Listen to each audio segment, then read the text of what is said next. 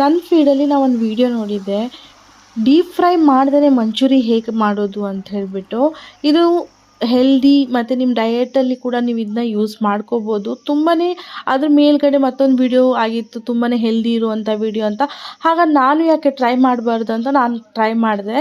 ಇಲ್ಲಿ ನಾನು ಕ್ಯಾಬೇಜ್ ತೊಗೊಂಡಿದ್ದೀನಿ, ಚೆನ್ನಾಗಿ ಕಟ್ ಮಾಡಿಬಿಟ್ಟು ಈ ಥರ ಸ್ಕ್ರೇಪ್ ಮಾಡಿಕೊಂಡು ಸ್ವಲ್ಪ ಉಪ್ಪು ಹಾಕಿಬಿಟ್ಟು ನೀರನ್ನೆಲ್ಲ ಸ್ಕ್ವೀಸ್ ಮಾಡ್ಕೊಂಡಿದ್ದೀನಿ. ಹಾಗೆ finally chopped carrot, ginger, garlic, green chillies ಮತ್ತು ಸ್ಪ್ರಿಂಗ್ ಆನಿಯನ್, ಮನೇಲೇ ಮಾಡಿರುವಂಥ ರೆಡ್ ಚಿಲ್ಲಿ ಪೇಸ್ಟ್, ಉಪ್ಪು ಹಾಕಿಬಿಟ್ಟು ಚೆನ್ನಾಗಿ ಕಲಿಸ್ಕೊಂಡು ಇಟ್ಕೊಂಡಿದ್ದೀನಿ. ಮತ್ತು ಅಕ್ಕಿ ಹಿಟ್ಟು ಮತ್ತು ಕಾರ್ನ್ಫ್ಲೋರ್ನ ಹಾಕ್ಕೊಂಡಿದ್ದೀನಿ. ಇದು ನೀರು ಹಾಕಿ ಕಲಿಸ್ಬೇಕಂತಿಲ್ಲ, ಹೀಗೆ ಬೈಂಡ್ ಮಾಡ್ತಾ ಮಾಡ್ತಾ ಅದು ತನ್ನಷ್ಟಕ್ಕೆ ನೀರು ಬಿಡ್ತದೆ. ಒಂದು ಟ್ರೇಗೆ ಆಯಿಲ್ನ ಗ್ರೀಸ್ ಮಾಡಿಬಿಟ್ಟು ಇದನ್ನ ಸ್ವಲ್ಪ ಪ್ರೆಸ್ ಮಾಡಿಬಿಟ್ಟು 15 ಮಿನಿಟ್ಸ್ ತನಕ ಸ್ಟೀಮ್ ಮಾಡ್ಕೊಳ್ಳಿ.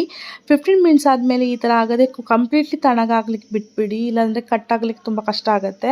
ಮತ್ತೊಂದು ಕಡೆ ಇದರ ಗ್ರೇವಿ ಮಾಡ್ಕೊಳ್ಳೋ ಅದಕ್ಕೆ ನಾನು ಆಯಿಲ್, ಜಿಂಜರ್, ಗಾರ್ಲಿಕ್, ಗ್ರೀನ್ ಚಿಲ್ಲೀಸ್ನ ಹಾಕ್ಕೊಂಡು ಚೆನ್ನಾಗಿ ಬಾಡಿಸ್ಕೊಂಡಿದ್ದೀನಿ. ಹಾಗೆ ಮತ್ತು ಇಲ್ಲಿ ಅನಿಯನ್ಸ್ನ ಹಾಕ್ಕೊಂಡಿದ್ದೀನಿ, ಕ್ಯಾಪ್ಸಿಕಮ್ನ ಹಾಕ್ಕೊಂಡಿದ್ದೀನಿ. ಅದನ್ನು ಕೂಡ ನಾನಿಲ್ಲಿ ಸ್ವಲ್ಪ ಕೆಂಪಾಗೋ ತನಕ ಫ್ರೈ ಮಾಡ್ಕೊಂಡಿದ್ದೀನಿ. ಮತ್ತು ಟೊಮೆಟೊ ಕೆಚಪ್, ಸೋಯಾ ಸಾಸ್ ಮತ್ತು ಕಾರ್ನ್ಫ್ಲೋರ್ ಸ್ಲರಿನ ಹಾಕ್ಕೊಂಡಿದ್ದೀನಿ. ಹಾಗೆ ನಾವು ಏನು ಕ್ಯೂಬ್ನ ಕಟ್ ಮಾಡಿ ಇಟ್ಕೊಂಡಿದ್ವಿ ಅದನ್ನು ಕೂಡ ಹಾಕಿದ್ದೀನಿ. ತುಂಬಾ ಚೆನ್ನಾಗಿ ಬಂದಿತ್ತು, ಮಸ್ಟ್ ಟ್ರೈ ಅಂತಲೇ ಹೇಳ್ಬೋದು. ನನ್ನ ಹಸ್ಬೆಂಡಿಗಂತೂ ತುಂಬಾ ಇಷ್ಟ ಆಗಿತ್ತು. ಬಟ್ ಸ್ವಲ್ಪ ಸಾಗಿ ಇತ್ತು, ಯಾಕಂದರೆ ಡೀಪ್ ಫ್ರೈ ಮಾಡಿಲ್ಲ, ಸ್ಟೀಮ್ ಅಲ್ಲ. But health wise good.